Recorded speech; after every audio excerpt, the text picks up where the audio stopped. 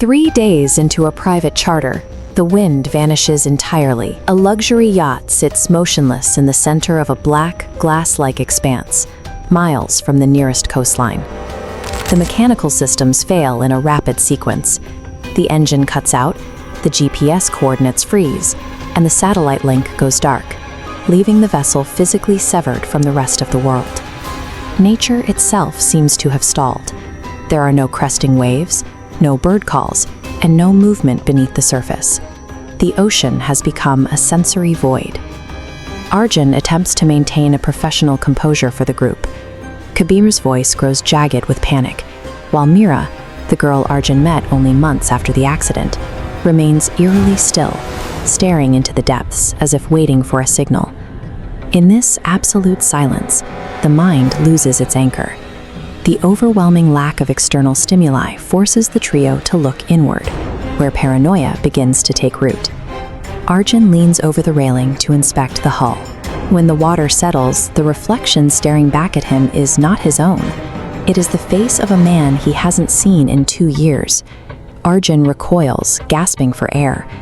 Kabir dismisses it instantly, attributing the vision to dehydration and the psychological weight of their isolation.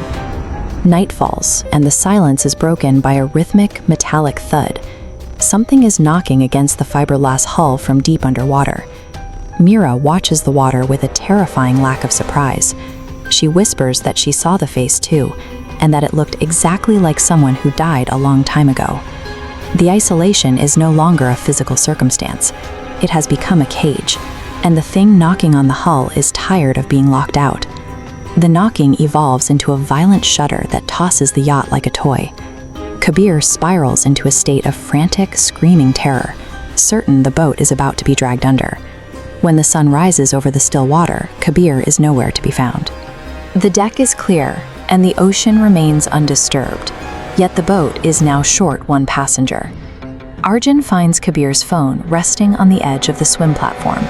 It is the only evidence that his friend was ever there. The disappearance confirms a horrific reality for the survivors. An unseen force has breached the perimeter of the boat, and it is systematically removing them one by one. Arjun opens a video file recorded by Kabir only an hour before he vanished. Kabir is sobbing, confessing that their current situation is a debt being collected. The yacht's last recorded coordinates sit dead center on a path from 2 years ago. They have drifted back to the exact square mile of ocean where their lives changed. On that night, a girl they invited aboard went over the side during an argument. The map shows they are floating directly above her final resting place. Arjun and Kabir watched her struggle from the deck. They made the collective decision to let the current take her, believing the ocean would keep their secret forever. The geography of the sea has become their jury. They were lured back to the scene of the crime to face the witness they thought they had buried. Dark, elongated shadows rise from the depths, encircling the yacht. Arjun screams for Mira to get to the cabin, but she doesn't move. The water erupts into a violent churn, turning from a transparent blue into an opaque, ink-black void that swallows the morning light. Mira turns around. Her face remains familiar, but her eyes have transformed into solid, lightless pits of black. Arjun realizes why Mira never spoke of her past. She didn't have one until she climbed out of the water 2 years late. She is the manifestation of the girl he left behind, finally reclaiming her place on the boat. The manifestation of his guilt has finally caught up to him.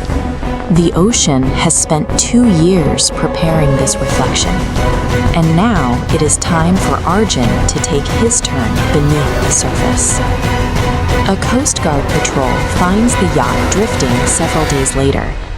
The deck is pristine, the cabin is orderly, and the silence is absolute.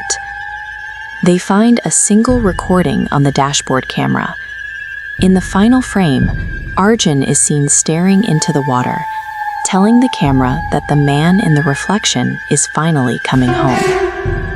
The sea operates on a balance of accounts.